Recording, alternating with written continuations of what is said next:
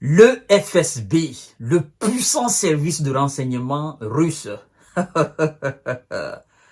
vient d'arrêter deux agents secrets, deux agents ukrainiens en territoire russe de Crimée.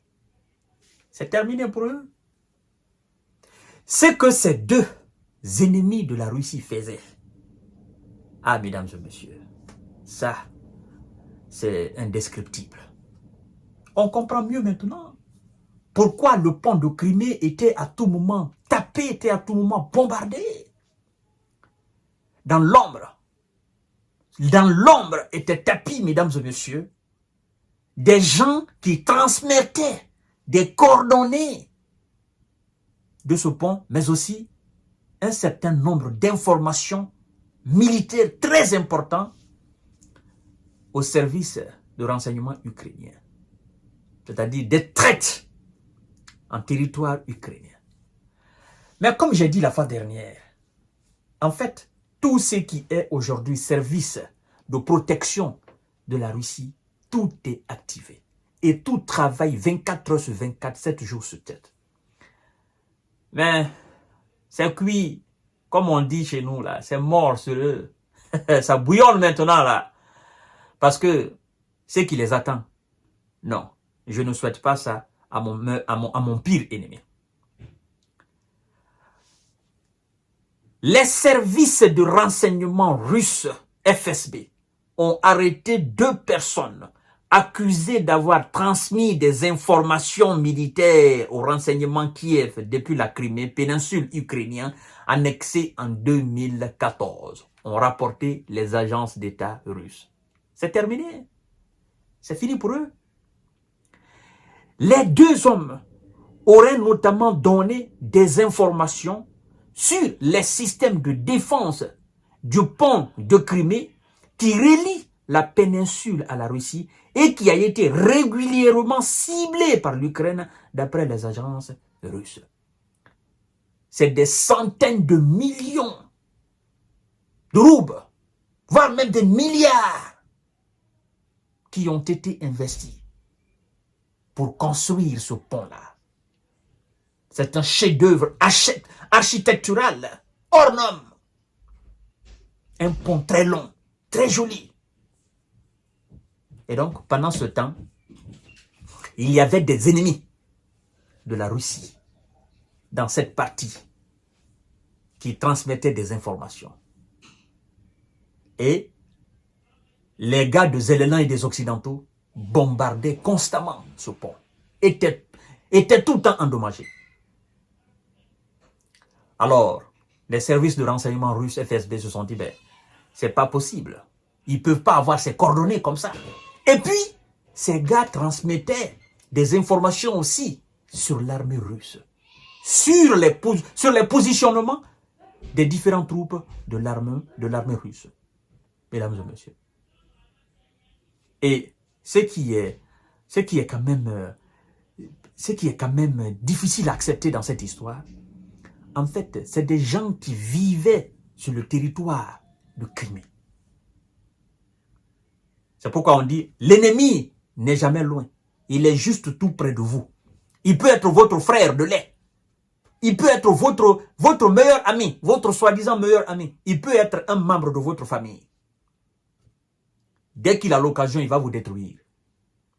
Mais le service de renseignement, le puissant service de renseignement FSB est en train de faire du bon boulot pour débarrasser les mauvais grains, effectivement. Mesdames et messieurs et mesdemoiselles, c'est terminé. Parlant de ce pont, l'on nous apprend effectivement cet ouvrage stratégique avait été endommagé par l'explosion d'un camion piégé en octobre 2022. Attaque attribuée effectivement par les autorités russes à Kiev. C'est Kiev qui était derrière. Qui d'autre va le faire? Le pont de Crimée a également été attaqué par les drones navals ukrainiens en juillet 2023, lui causant des dégâts importants et entraînant effectivement l'envoi au repos éternel de 2 civils russes. Ce sont ces gens qui étaient derrière. Parce que ce sont eux qui donnaient les renseignements et les coordonnées. Et pour faire cela, il faut avoir une certaine qualité dans le domaine militaire et dans le domaine d'espionnage et dans le domaine du contre-espionnage. Donc, ce n'est pas des personnes anonymes.